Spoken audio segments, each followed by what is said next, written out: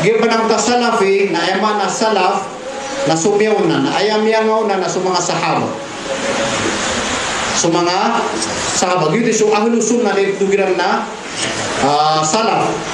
O gumiraw kasak na salafi ako na kanabema na nena berti kasak na sahabi ako di ayaman na takya giraw nga salafi ako na ayat titindig na na so tindig mga sahaba gitu surko ahlu sunnah jamaah.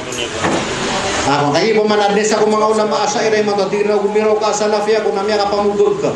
Kaya pitir ko ka ng sahaba ko di. Ay mana kaya ginaw nga salafi ako na ay pitin ka na so akidaw mga sahaba. Kanabi yung mana niya tiyang na sahaba ko mamu. Di, riba to pamana. Kaya ito usabog si kuba sa Arab. Dia pa naging tawahabi na kanabatan mo na ngaran.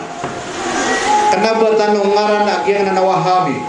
Ayaw mo kaya bituirang tanong sa Wahabi na siya gini Muhammad ibn Abdul Wahab ayaw ini pagpudo padorlok sa naging mga dato sa Saudi siko kaya pakatin ko syariah kaya pakatin ko apa man akidat ahlu sunnah wal jamaah na siya gini Muhammad ibn Abdul Wahab at-Tamimi na ayaw biyati ay na mala kitab na kitabu Ibn Taymiyah wa Ibn al-Qayyim ayaw man niya na pendiskan niya ko ulama ahlu sunnah wal jamaah na ayaw nga rin na Muhammad ibn Abdul Wahab at-Tamimi.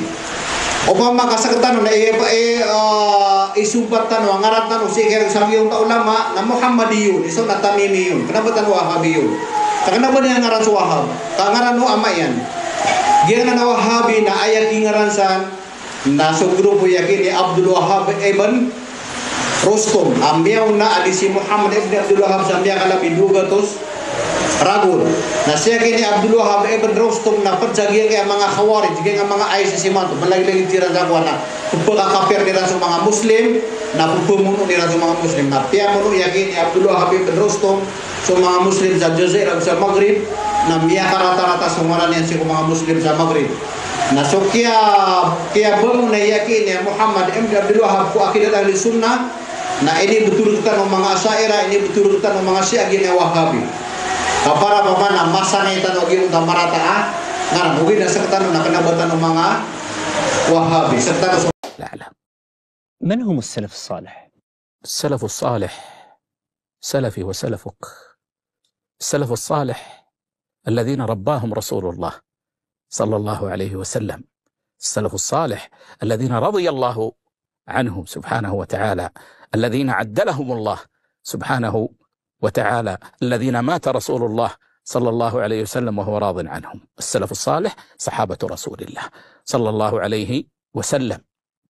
ثم من بعد الصحابة يقاس بالصحابة، فمن سار على نهج الصحابة فهو من السلف الصالح، ومن خالف نهج الصحابة فليس من السلف الصالح.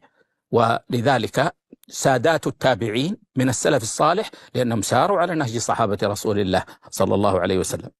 الأئمة الأربعة من السلف الصالح لأنهم ساروا على نهج صحابة رسول الله صلى الله عليه وسلم. إذن الأصل في السلف صحابة رسول الله صلى الله عليه وسلم. فكل صحابي من صحابة رسولنا صلى الله عليه وسلم سلف لنا، سلف صالح. ثم من جاء بعد الصحابة نزنهم بالصحابة رضوان الله عليهم.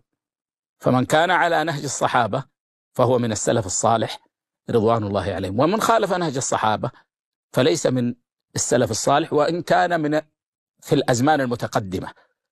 فهذا ضابط مهم جدا يضبط لنا السلف الصالح رضوان الله عليهم. وهل قول أنا سلفي قول صحيح؟ قول أنا سلفي اعتزاء إلى السلف وانتساب إلى السلف، والانتساب إلى السلف شرف، والانتساب إلى السلف فخر، بس بشرط الصدق.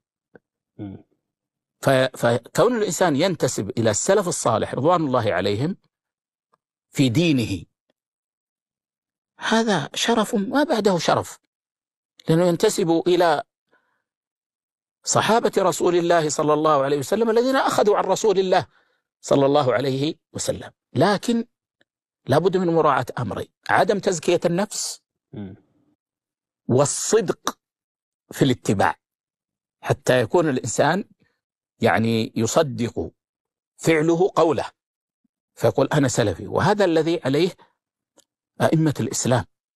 شيخ الإسلام ابن تيمية ذكر يعني أنه ليس على الإنسان عيب أن يعتزي إلى السلف.